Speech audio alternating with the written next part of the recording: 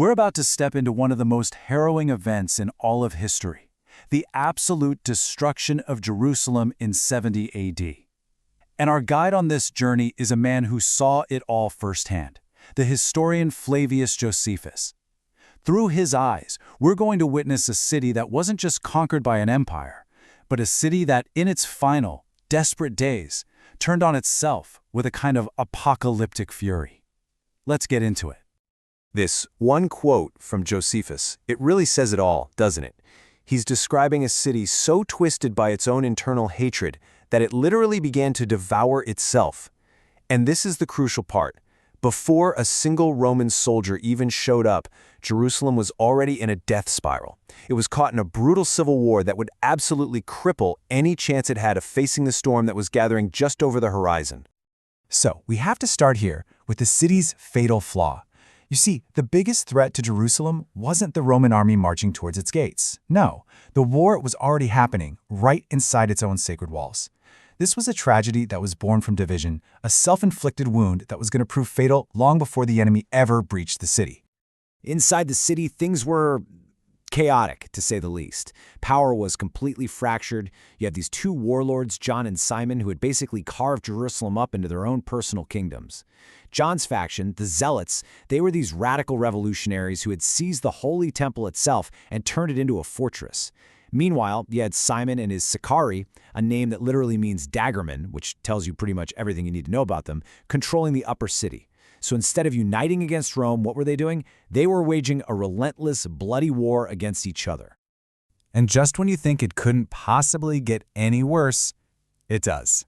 Josephus tells us it wasn't even just a two-way split. He says the city parted into 3 factions. A third group jumped into the mix, just adding to the absolute bloodshed. The streets became battlegrounds. The holy city of Jerusalem was just echoing with the sounds of its own people killing each other. Any hope, any prayer of a unified defense against the Romans, it was being snuffed out day by bloody day. What's just so horrifying is how Josephus describes the leaders of these factions. He says they only agreed on one thing: their wicked practices against their own people. This quote, "This isn't some poetic exaggeration. This is an eyewitness account of a society completely collapsing into barbarism, where the leaders were treating the lives of their citizens like chips in some monstrous game." And into this cauldron of self-destruction marches Rome, the disciplined, methodical, overwhelming power of the Roman Empire, led by the future emperor Titus. They arrive to find a city that's already bleeding out from wounds it gave itself.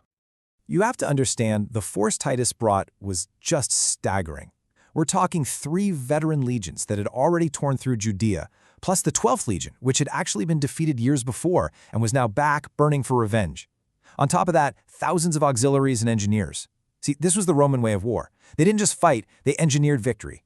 They built a walled camp, basically their own fortress outside the city, and then they systematically stripped the entire landscape bare, cutting down every single tree for over 10 miles to build their siege engines.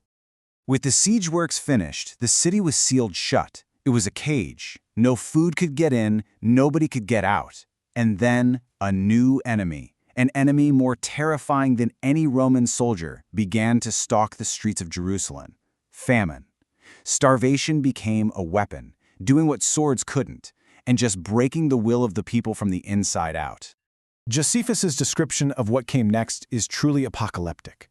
He writes that the sheer number of dead bodies was a horrible sight and produced a pestilential stench. The pile of carcasses was so huge it became a physical obstacle. Think about that.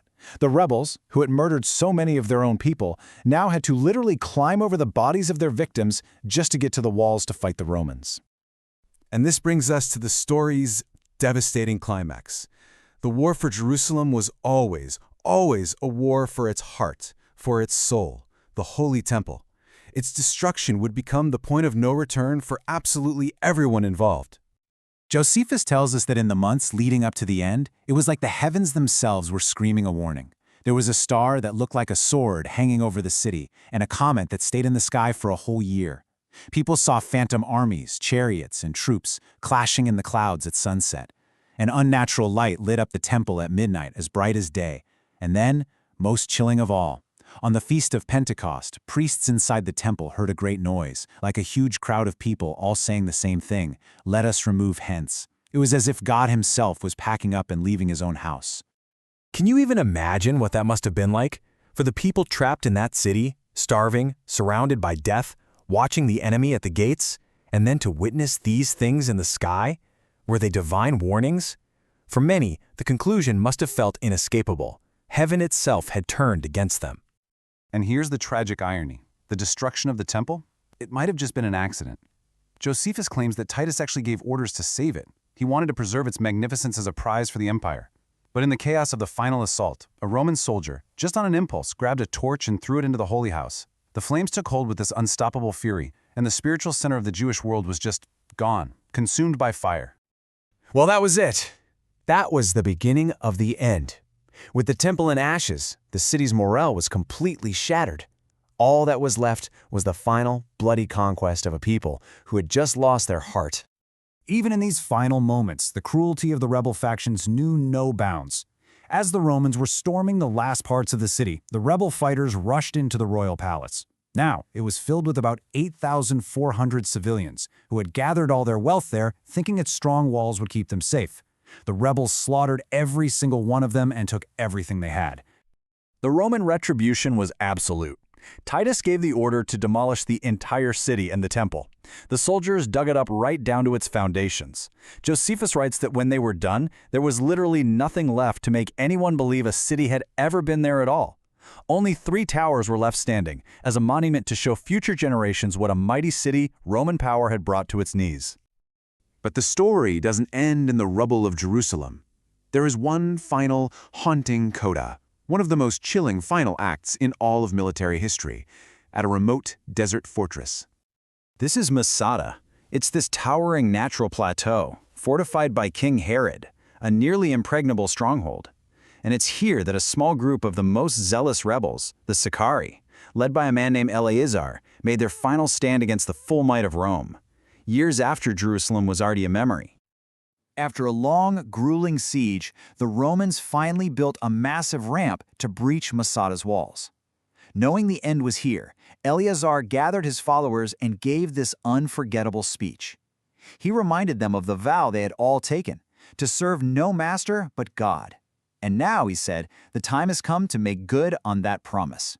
He then makes this powerful philosophical argument. He completely reframes their situation. He says, look, what's waiting for us at the hands of the Romans is slavery, torture, humiliation for our wives and children. Death, he argued, isn't a calamity. Death is a release. It's the moment the soul finally achieves true liberty, freed from the prison of the body. What happened next was a pact of just unimaginable resolve. First, they burned all their possessions, denying the Romans any spoils of war. Then, each man embraced his wife and children and killed them. They drew lots, and 10 men were chosen to execute all the others. And from those final 10, one was chosen to kill the remaining 9 before falling on his own sword. The next morning, the Romans charged through the breach. They were expecting a desperate, bloody final battle. But instead, they were met with a profound, deathly silence. They walked through a fortress of the dead. They found the bodies of 960 men, women, and children, all lying exactly where they had fallen. And that's where Josephus leaves us, with a silent fortress on a mountaintop and a question that just echoes through history. Was the final act at Masada the ultimate expression of the love of liberty, a heroic act of defiance against tyranny, or was it the final, terrible price of a zeal so absolute that it chose death over any form of compromise? The answer to that is still buried in the sands of the Judean desert.